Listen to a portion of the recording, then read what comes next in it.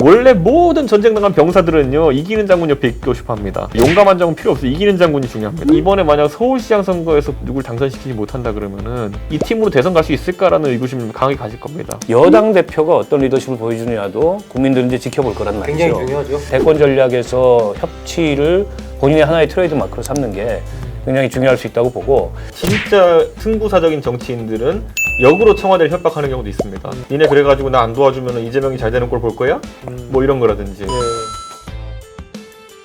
예, 여러분 안녕하십니까. 시사 끝장입니다. 민주당 대표 이낙연 의원이 압도적으로 민주당의 새로운 대표가 됐습니다. 이낙연 의원 내년 3월까지인데요, 임기가. 이낙연 의원이 과연 순항을 하면서 민주당의 대선 후보까지 갈 수 있을지. 대표가 된다는 것은 뭐 긍정적인 측면도 있지만 한편으로는 또 칼날 위에 서 있는 거기 때문에 여러 가지 향후 겪을 난관도 있지 않을까 예상이 됩니다. 이 문제에 관련해서 이준석 미래통합당 전 최고위원, 박원석 정의당 정책의장과 얘기 나누겠습니다. 이낙연 의원이 앞으로 넘어야 될 고개라고 할까요? 대권 후보로 가기까지. 저는 이제 이 타임라인이 고약하게 걸렸다고 보는 게 서울시장 선거 4월인데 그때 후보까지는 결정해놓고 이제 떠나야 되거든요. 그렇죠. 근데 어쨌든 그렇다면은 사실 후보가 선거에 단데 선거에 대한 결과에 대한 책임을 져야 되는 위치가 되거든요. 네. 그럼 제 생각에는 아주 특이한 상황들이 발생할 수 있다. 예를 들어 본인이 대표를 내려놓고 뭐 선대위원장을 맡으라고 한다든지 사람들이 네. 뭐 그런 식의 요구를 할 수 있거든요. 어쨌든 그랬을 때 그 선거 결과에 따라 가지고 본인의 정치 행보가 굉장히 달라질 것이다. 아까 네. 우리가 얘기했듯이 그 부산시장 선거에 대한 승패의 책임은 이낙연 총리한테 묻기 어렵지만은 서울시장에 대해 가지고는 본인의 어쨌든 선거 지휘 능력을 이야기하는 거거든요. 원래 모든 전쟁 나간 병사들은요 이기는 장군 옆에 있고 싶어 합니다. 예, 용감한 장군 필요 없어요. 이기는 장군이 중요합니다. 보면은 충성심이 높은 장군 필요 없어요. 이기는 장군이 중요합니다. 네. 그렇기 때문에 박근혜 대통령이 과거에 수많은 뭐 어쨌든 뭐 소통 부재니 뭐 이런 얘기 들으면서도 항상 그 주변에 사람이 들끓었던 게 뭐냐면은 이 팀에 있으면 뭔지 모르지만 이긴다. 선거의 여왕. 그렇죠. 그게 되게 중요한 거죠. 네. 그러다 보니까 그게 새를 불릴 수 있었던 건데 저는 이번에 만약 서울시장 선거에서 본인이 누굴 당선시키지 못한다 그러면은 이 팀으로 대선 갈 수 있을까라는 의구심을 강하게 가질 겁니다. 네. 반대로 서울시장 이기면요 이거 되는 팀이네 하고 다 달아붙습니다. 왜냐하면 이낙연 그 의원의 대표의 선거 지휘 능력이라는 걸 한 번도 보여준 적이 없거든요. 네. 그러니까 저는 그게 정치인의 덕목 중에서 우리가 뭐 정책 능력, 정치능 다 보지만은 총선이나 지방선거를 승리로 이끌 수 있는 사람은 무조건 대선주자 됩니다. 왜냐하면 그만큼의 본인에게 빚을 졌다고 생각하는 사람들이 생겨나게 되는 것이고 네. 다 조직화가 되는 것이고 지금 그건 이낙연 총리도 마찬가지고 김부겸 의원도 마찬가지입니다. 누구나 민주당에서 대권주가 되고 싶은 사람이라 그러면은 이번에 서울시장 선거에서 능력을 입증해야 된다. 그게 최대의 관건이 될 것이다. 박 의원님은 어떻게 보세요? 이낙연 대표. 당대표이자 네. 또 가장 유력한 대선 주자로서 지금 이제 어떻게 보면은 그 정점에 선 거죠, 정점에 섰는데 이 정점에서 더 올라갈 수 있느냐 아니면 거기서부터 이제 점점 하얀 곡선을 그리느냐, 이게 이제 선거 기간 중에 보면 실은 이제 컨벤션 효과가 없는 전당대회 다이내믹스가 좀 없는 이번에 진짜 이런 그랬죠. 이런 전당대회이긴 했으나 지지율이 계속 빠졌어요. 그러면서 이재명 지사하고 올라가고. 이게 좁혀지고 결국은 역전되고. 근데 이제 대표가 됐으니까 지금부터 앞으로 한 달 동안의 여론조사 추이. 이게 일단 1차적인 관문이 아닐까 싶어요. 여기서 만약에 대표로서의 이점을 살리지 못하고 대선 지지율에서 이재명 지사한테 계속 추월을 허용한다라고 하면 그때부터 고개를 갸우뚱하는 사람들이 이제 생기기 대표 못 떠나요. 시작할 거고. 그렇다는 거지 또. 그렇다고 뭐 대표를 중간에 안 할 수도 없잖아요. 해야 되는 거고. 그리고 이제 본인의 그 리더십의 약간 그 뭐랄까요, 약점이라고 이렇게 그 지적됐던 그 과도한 진중함, 모든 것을 엄중함으로 보는 이걸 넘어서서 좀 과단성 있는, 더구나 지금 이제 굉장히 위기 상황이지 않습니까? 이게 이제 국가적인 위기이기도 하지만은 여권 당정의 위기이기도 해요. 어떤 면에서 봤을 때. 근데 이게 이제 청와대가 대통령의 힘으로 이거를 헤쳐나가려고 하겠지만 여당 대표가 어떤 리더십을 보여주느냐도 국민들은 이제 지켜볼 거란 말이죠. 굉장히 중요하죠. 예. 특히나 이제 2차 재난기본소득이나 이런 거 관련해서 그 이재명 지사하고는 굉장히 상반된 입장을 보였어요. 2차 재난지원금을 지급해야 된다는 필요성은 공감하지만 지급 속도에 대해서도 좀 두고 보자 이런 거였고 지급 대상에 대해서도 뭐 선별 지급이 맞다. 그렇죠. 예.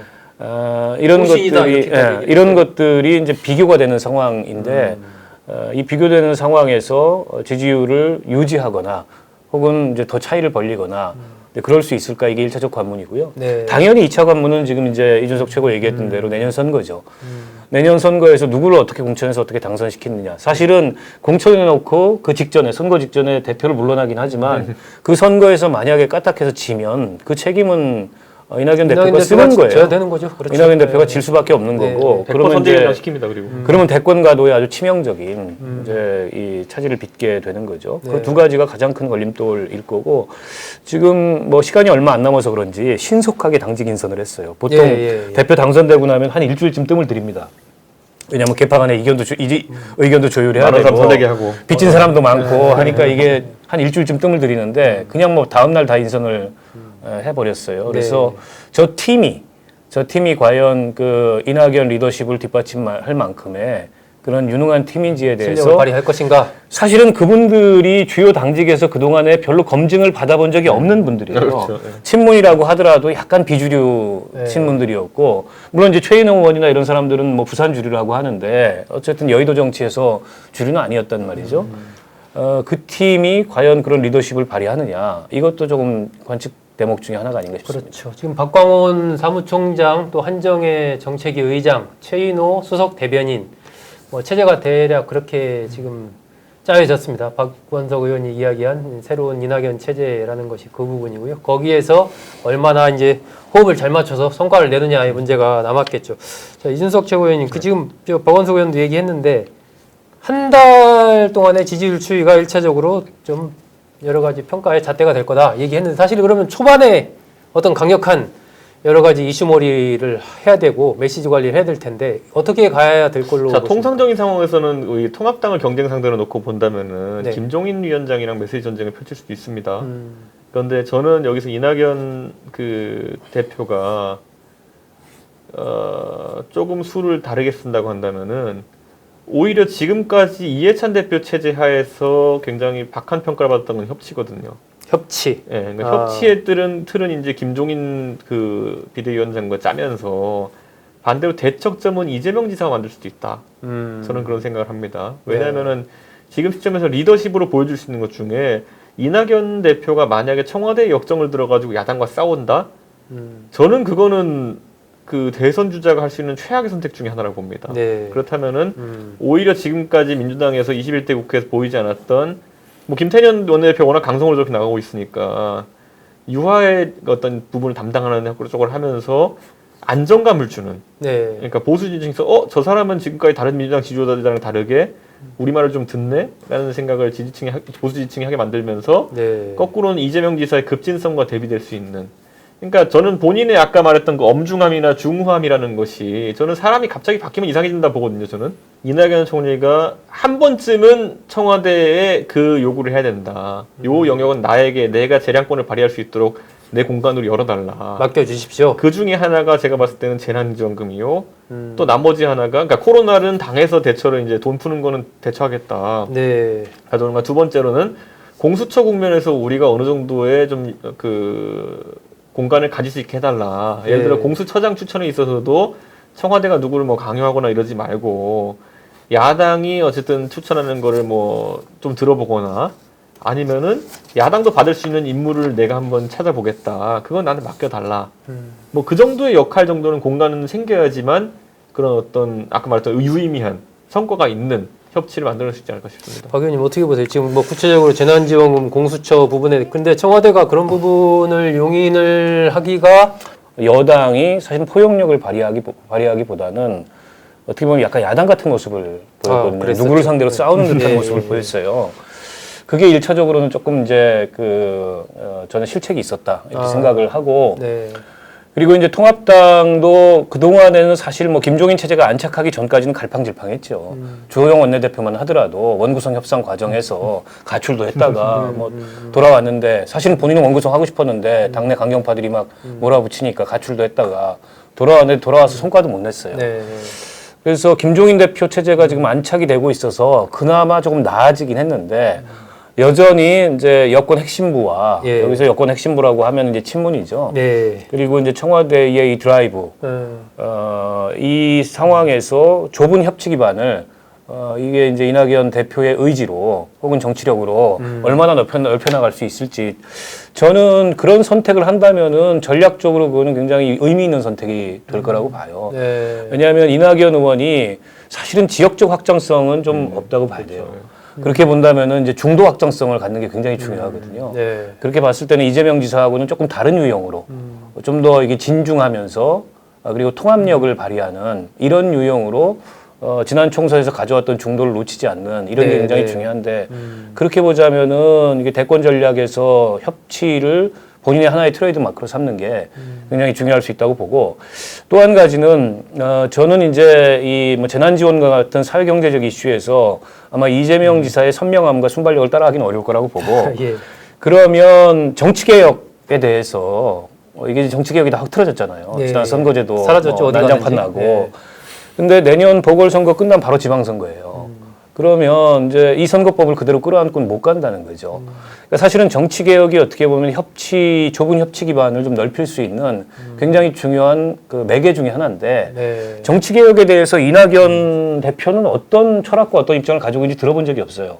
그래서 저는 그 개인적으로 궁금하기도 하고 앞으로 어떤 얘기를 할지 그에 따라서 상당 부분 사실은 이 협치의 문제도 좌우될 가능성이 높다. 아, 이낙연 대표가 당선 소감 얘기하고 하면서 대통령에게 뭐 할 말은 하겠다.